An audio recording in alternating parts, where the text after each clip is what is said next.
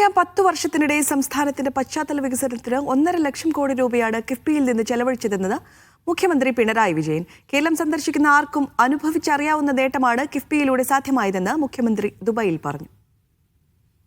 നേരത്തെ 90,000 കോടി രൂപയിൽ പരം രൂപ കിഫ്ബി മുഖേന കേരളം ചെലവിട്ടിരിക്കുന്നു. ഇതുവരെ നേരത്തെ പറഞ്ഞ 44,000 കൂടി ചേർത്താൽ ഏകദേശം 1.5 ലക്ഷം കോടിയോളം രൂപ പശ്ചാത്തല സൗകര്യ വികസനത്തിനായി നമ്മുടെ നാട്ടിൽ ഈ 10 വർഷക്കാലം കൊണ്ട് ചെലവഴിക്കാൻ നമുക്ക് കഴിഞ്ഞിരിക്കുന്നു എന്നതാണ് കാണാൻ നമുക്ക് സാധിക്കുക.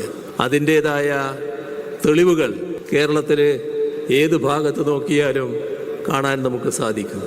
തുടർഭരണത്തിന്റെ നേട്ടങ്ങൾ എണ്ണി പറയുന്നതിനിടെ കിഫ്ബിക്കെതിരായ ED നീക്കം പരാമർശിക്കാതെയാണ് മുഖ്യമന്ത്രി കിഫ്ബിയിൽ നിന്ന് തുക ചെലവഴിച്ചതിന്റെ കണക്കുകൾ നിരത്തിയത്. മറ്റൊരു ഭാഗത്തും മലയോര ഹൈവേ അതിനുവേണ്ടി വരുന്ന പൈസ സംസ്ഥാന സർക്കാരാണ് ചെലവഴിക്കുന്നത്. തീരദേശ ഹൈവേ വേറൊരു ഭാഗത്ത് വരുന്നു. ഈ രണ്ടിനും കൂടി 10,000 കോടി രൂപ മാറ്റിവെച്ചിരിക്കുന്നു. ആ 10,000 കോടി രൂപയും കിഫ്ബിയിലൂടെയാണ് കണ്ടെത്തുന്നത്.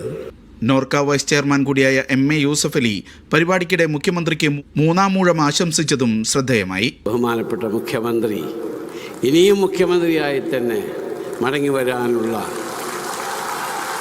സാഹചര്യം എനിക്ക് രാഷ്ട്രീയം അറിയില്ല കേട്ടോ. അപ്പോൾ ഞാൻ മന്ത്രിയുടെ പറഞ്ഞപ്പോൾ അതിൻ്റെ പിന്നിൽ പറഞ്ഞു എന്നുള്ളൂ. അപ്പോൾ നമ്മുടെ നേതാക്കന്മാർ അപ്പോൾ എന്നോട് പലരും ചോദിക്കും, നിങ്ങൾക്ക് രാഷ്ട്രീയത്തിൽ എന്താ? ഞാൻ പറഞ്ഞു, കച്ചവടക്കാരന് കച്ചവടം ചെയ്യലാണ്, അല്ലാതെ രാഷ്ട്രീയത്തിലല്ല.